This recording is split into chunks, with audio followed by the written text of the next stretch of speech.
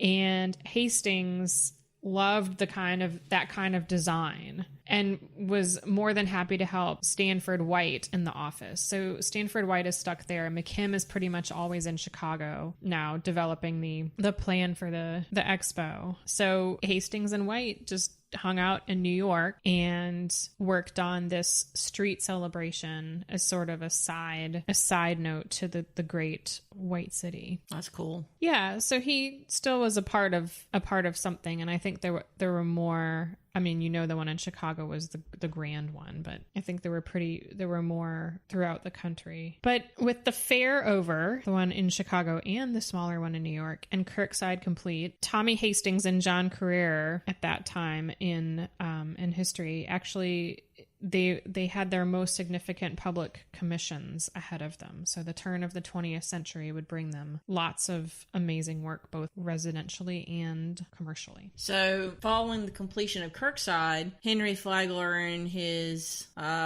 steadily moving towards deranged wife Alice moved in. And of course, Alice's bizarre behavior did not improve. She had fallen headlong into the spiritualist movement, which was all the rage in the last quarter of the 19th century. Seances were routinely held, sometimes with the aid of a medium, and sometimes using a Ouija board, which is just... I see a Ouija board and I just go, no. Bad juju all the way around. It's just one of the things you don't screw with. Now, it was during one of these numerous seances that Alice discovered that it was her destiny to marry the Tsar of Russia. So let's not forget that he's already married. How did she decide that? That's so weird. Yeah, I know. It's like...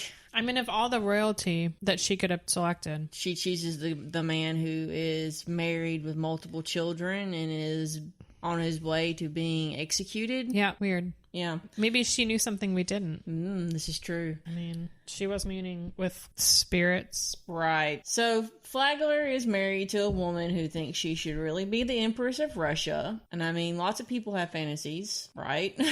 Sure. But maybe Alice was just a free-spirited eccentric. No? You're shaking your head. No? I just don't know. Her behavior continually got worse. I read multiple accounts that her condition was exacerbated by Henry's philandering. Ghost people are weird. And specifically, he supposedly had a mistress in New York City. Wait, but he didn't? I don't know. She thought he did. I read, at first I thought maybe they were just reaching, but then I read like 4 separate accounts saying that he was cheating on her or had a mistress. And then... I don't know how he would have had time. Right, exactly. And then, of course, there is Mary Lily. Mm-hmm. Well, Mary Lily Keenan was born at Liberty Hall in Kenansville, North Carolina. Yep. Her family was a big deal in the state and had quite the reputation for philanthropy, most of which was diverted to creating the University of North Carolina at Chapel Hill. Really? Yep. I don't remember any. There is that name. A dorm named after her, apparently. Interesting. Among many things. Is it Kennan or Keenan? It might be Kennan. I just read because there's just one N. Yeah, so maybe Kennan. So she was raised in Wilmington, North Carolina, and attended Peace College in Raleigh. Have not heard of that. I haven't either. It's probably one of those defunct female colleges. Maybe so. Or popular. It just was renamed, perhaps? Right. I don't know. She studied voice and piano there. Now, she had a long-term relationship. Well, I don't say long-term. She had a relationship with a man who would figure prominently in her later life, but we're not there yet. Now, Henry and Mary Lily first met in 1891. They were at the home of mutual friends in Newport, Rhode Island. And even though Henry was 61 and Mary Lily was 23, there was an attraction, at least on his side, because she was very beautiful. She was only 5 feet 1 inch tall, but she had the very popular hourglass figure. Voluptuous was what I saw cited in several articles. Okay.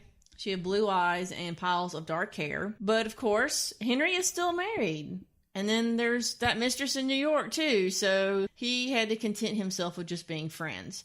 Of course, being friends with an oil magnate turned railroad and hotel tycoon means that you get a private rail car to carry you from North Carolina to visit your friend's hotel in St. Augustine. And Flagler needed a friend, of course. It was around the same time The doctors who had quietly been seeing to his wife Alice told him that it would be a good idea for him to sleep in another bedroom. But Mary Lily's family grew annoyed with Flagler's attentions. Even though she was in her 20s, she's still a single woman in a time when you didn't have male friends unless it was a friendship with benefits. Exactly.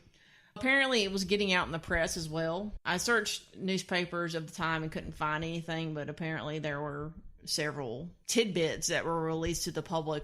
Of course, we can't forget that as the years went by, Mary Lily grew older and was still very unmarried, so that certainly caught people's attention as well. Oh, because they met when she was 20-something, and then she and got married. Right. And he's still with Alice. wife number 2. Yep. And she's still looking for love. Right. And I guess the wrong places. Yes, apparently. Or the wrong she's places. holding out for Flagler to realize that he needs her. And fortunately for her, it started moving in that direction. By the late 1890s, things had started to come to a head with Alice. She had been attended by doctors, but finally Henry sent her away for some rest. Right. She went to a sanitarium somewhere. Right. And when she was released a few months later, she seemed better, but then she was back at the Ouija boards and the tarot cards. So apparently someone gave her the Ouija board as a gift because she got 2. She got 1 and it was taken away.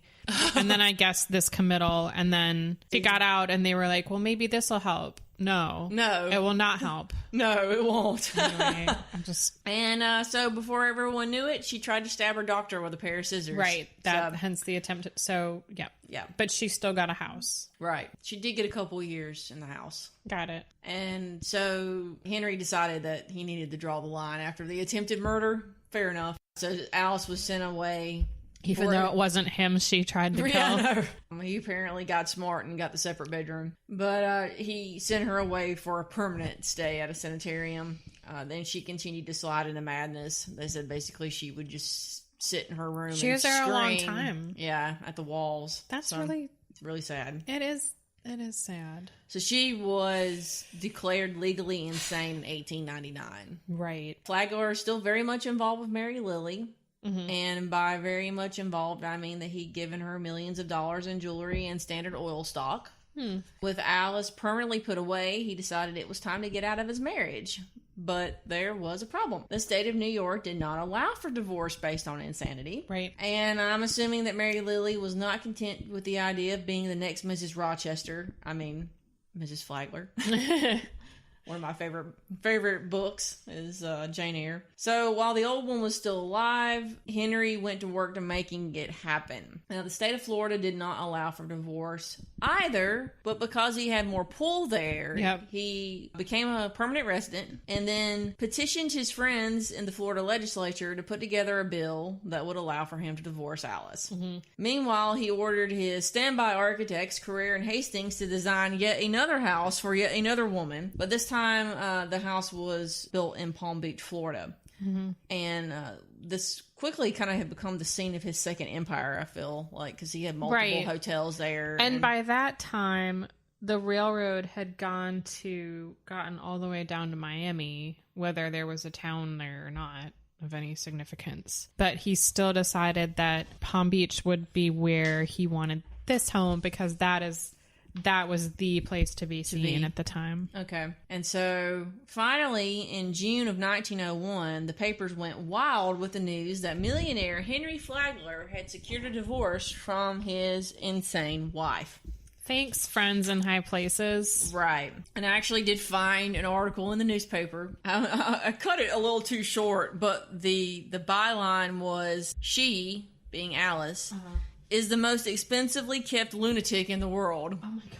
So this was from June 13th, 1901, the Dayton Herald of Dayton, Ohio. West Palm Beach, Florida, June 13th. Henry M. Flagler, the millionaire, has applied for a divorce from his wife under the recent Florida law, which makes insanity a cause for divorce. On Monday, June 3rd, Flagler arrived at Miami in his private car, accompanied by Judge George P. Rainey of Tallahassee and George Minor S. Jones of the 7th Judicial District of Florida. The purpose of their visit was soon soon known when Judge Rainey, to whom the credit is generally ascribed for the successful railroading of the insanity divorce law through the recent session of the Florida legislature, prepared and had filed, posted and ordered published the legal notice of Flagler's intention to apply for divorce from his wife, Ida A. Flagler, under the provisions of the law. The notice was immediately published on the door of the Dade County Courthouse and published in the Miami News. The important part of the notice is, on considering the sworn bill of complaint filed in the above cause and the separate affidavit of the complainant filed therewith, which affidavit deposes that the facts stated in such bill are true, and which bill of complaint and separate affidavit severally set forth that the defendant, Ida A. Flagler, who is alleged in said bill to be incurably insane, is confined in Dr. McDonald's house, an asylum and home for the treatment and care of insane persons located at Pleasantville in the county of Westchester, state of New York, and also set forth the post office address of the commitment of the person of said defendant and other facts necessary in such cases. It is now hereupon ordered that said defendant, Ida A. Flagler, do appear to answer to the said bill of complainant on the first Monday in August next. Then follows the usual legal verbiage.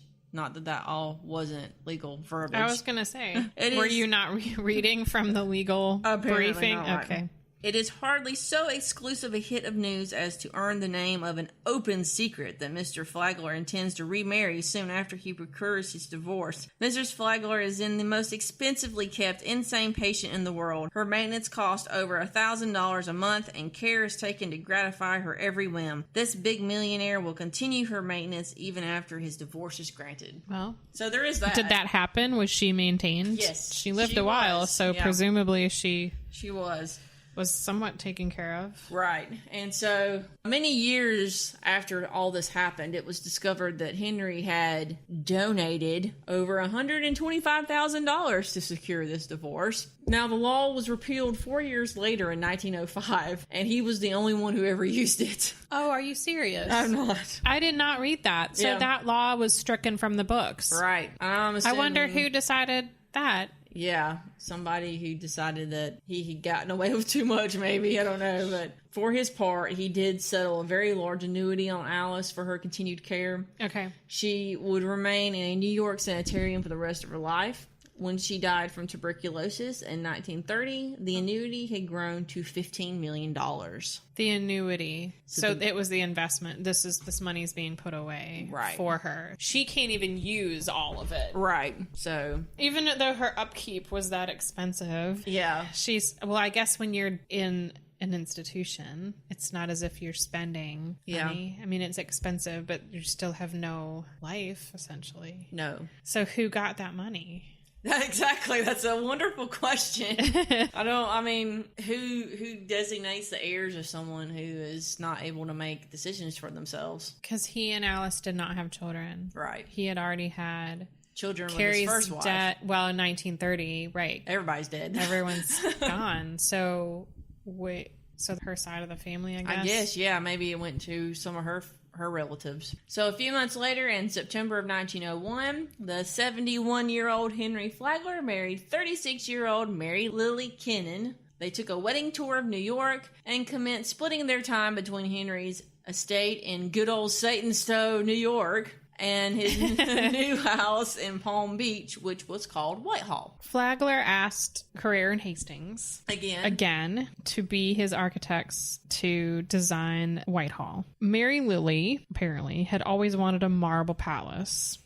Okay. Because that's what we all want for when we're little girls. Guess so. And as a husband more than 3 decades older than his new wife, he was eager to please and had no problem spending the $4 million, 1.5 in and 2.5 out. Nice. That was necessary to create the masterpiece. So, just a brief aside about terminology here. Whether we're discussing Sanford White, the Vanderbilts, or Mr. Henry Flagler, we've used the term Gilded Age to describe the period in history that these men spent their extraordinarily fortunate existences. What we have not explained to you, assuming that everyone just throws around the term Gilded Age, is where the term came from, as obvious as it may be if you see the interiors of any of these lavish estates. Gilded Age was actually coined by the author Mark Twain to describe the time at the turn of the century, 20th century, leading up to it actually, that was glittering in gold on the surface, but pretty corrupt underneath. A lot was happening at the time to advance society, and obviously everyone would benefit from things like electricity and other technological advancements, but there were other simple things that made life easier and more fun.